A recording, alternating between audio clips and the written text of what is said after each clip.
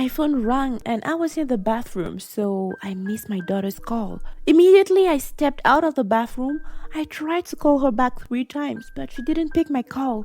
On the spot, I was calm and I thought to myself that she was probably busy and would return my call later. But 2 hours later, she had not yet gotten back to me, so I became worried and called the veterinary clinic to report to them that I'll be coming late to work. Before we continue with the story, do not forget to click on the notification button in order to get notified at every new video posted. Thank you. I immediately packed some few clothes in a traveler's bag and left for the airport. Luckily enough, there was a flight in the next 30 minutes, so I was on board in no time. My daughter lived in another region that was 3 hours away from our hometown.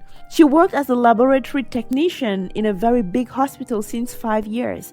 I don't know why, but I could not help but thinking something was wrong because she had specific times at which she would call me, but she didn't return my call, so that was really fishy. Upon arrival, I headed to her office and I was told that she passed out earlier and she was in intensive care. I knew it! And why didn't you call me? I asked in tears. Sorry, ma'am. We have been trying to get to you for the past 3 hours, but your phone was off. Yes, I was on board.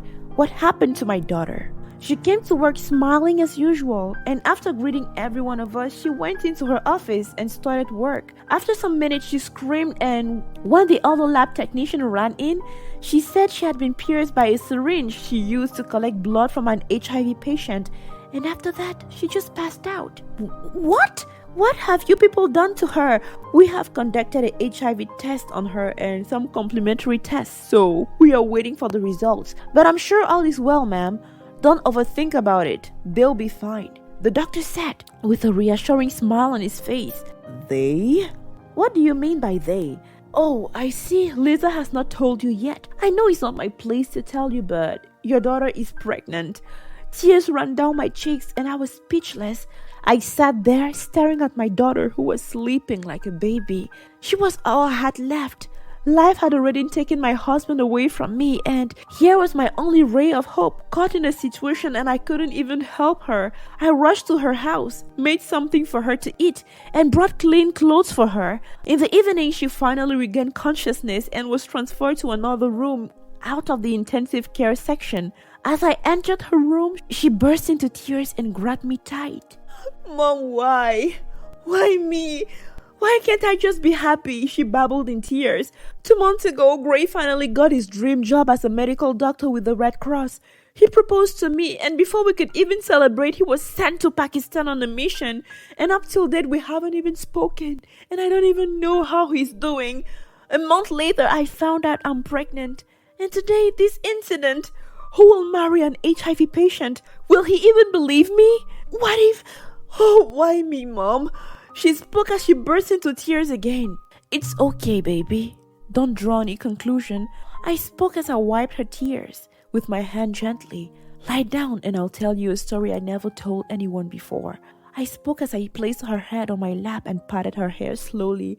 Mom, my mother, met her love when she was 15 years old, and she became pregnant a year later. She didn't realize it right away, and when she did, she tried to wear baggy clothing to hide it. Her parents caught on and were absolutely mortified. What will our friends and family think? They said. They forced her to abort the baby. The only detail she shared with me was the fact that she knew it was a boy, and that the clinic where they took her was absolutely horrible. It was physically and emotionally painful for her. Her heart was broken. Her love proposed to her, but her parents drew a firm line on disowning her if she pursued with the relationship. So she ended up breaking up with him and tried to move on. Several years later, she met my dad. My grandfather introduced them, and in an attempt to fulfill what she thought was her parents' ideal of life for her, she married him.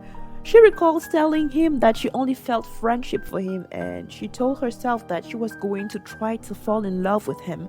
But 5 years in marriage and 2 kids later, they mutually agreed on a divorce.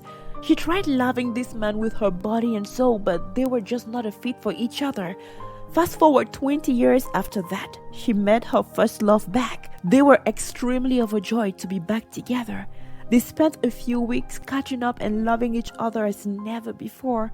He too had been married and then divorced with no kid. One night, She received a call that actually broke what was left of her heart. He died the night before from a disease which she had been battling.